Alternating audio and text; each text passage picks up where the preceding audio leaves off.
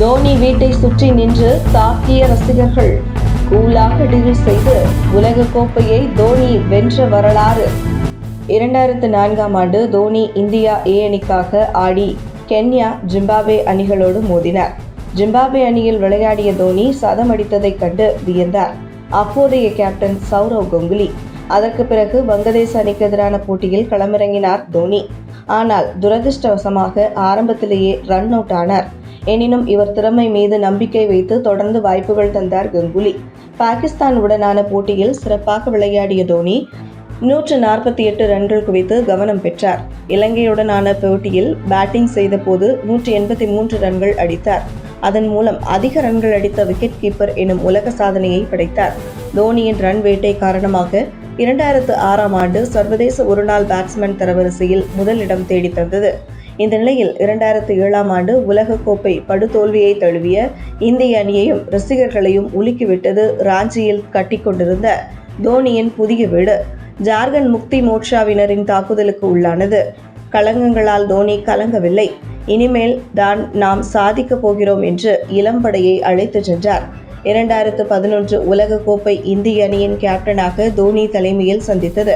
உலக கோப்பை final over யாரும் மறக்க முடியாது.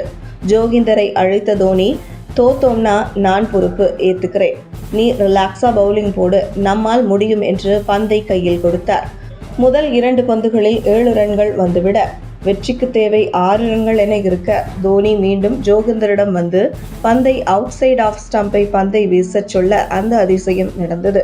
தி perfect drop delivery late in last over என்று இன்று வரை கிரிக்கெட் பண்டிட்களால் அழைக்கப்படுகிறது. தோனி அடிக்கடி கூடும் வார்த்தை, the process is more important than the result. A result is by product of your process. அந்த ப்ராசஸ் ஆரம்பித்த இடம் 2008 ஆஸ்திரேலியா சீரீஸில். இந்தியா ஒருநாள் போட்டிகளில் ஆஸ்திரேலியாவில் வைத்து தொடரை வென்றதே கிடையாது. அதை மாற்றி எழுத இளம்படையை அழைத்து சென்றார். அந்த தொடரில் ஏகப்பட்ட வீரர்களுக்கு சுழற்சி முறையில் வாய்ப்பு வழங்கினார். வீரர்களை பேட்டிங் பொசிஷனில் மாற்றி இறக்கியும் பவுலர்களை சுழற்சி முறையில் மாற்றியும் 2011 உலக கோப்பைக்கு முன்னோட்டம் பார்த்தார். அந்த முயற்சி இந்தியாவுக்கு கைமேல் பலன் தந்தது. அந்த சீரீஸில் தோனி ஆடிய விதத்தை பார்த்து இந்தியாவுக்கு ஒரு மைக்கேல் பெவன் கிடைத்து விட்டார் என ஆசி பத்திரிகைகள் தோனிக்கு புகழ் மாலை சூட்டியது. முயற்சி என்பது முடிந்தவரை செய்வது அல்ல, எடுத்த காரியம் முடியும் வரை செய்வது. அதை 2011 ஃபைனலில் சரியாக செய்தார் தோனி. 114 ரன்களுக்கு 3 விக்கெட்டுகள் போய்விட அடுத்து யுவராஜ் வருவார் என்று அனைவரும் நினைத்து கொண்டிருக்க யாரும் எதிர்பாராத விதமாக மகேந்திர சிங் தோனி உள்ளே வந்தார்.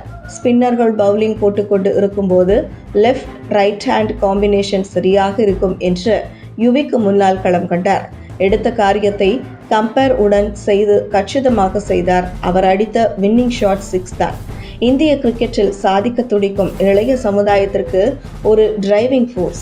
சாகும் தருவாயில் கூட நான் கடைசியா பார்க்க ஆசைப்படுவது தோனி அடித்த 6 தான் என்று கவாஸ்கரையே சொல்ல வைத்தது.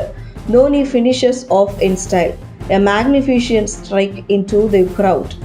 India lifts the World Cup after 28 years. இப்படி கூட இந்த கமெண்ட்ரியோட இந்த வீடியோவை பார்த்தா ஒவ்வொரு இந்தியனுக்கும் பெருசா சாதிச்ச சந்தோஷத்தை அடிமனசுல இருந்து உணர முடியும். 2004 உலக கோப்பையில் இந்திய அணி படுதோல்வியின் போது தோனி வீட்டை அடித்து நொறுக்கியவர்கள் 2007 உலக கோப்பையை வென்று வீடு திரும்பிய தோனியை மலர் தூவி வரவேற்று கொண்டாடிய சம்பவம் அரங்கேறியது. உங்கள் தின சேவல்.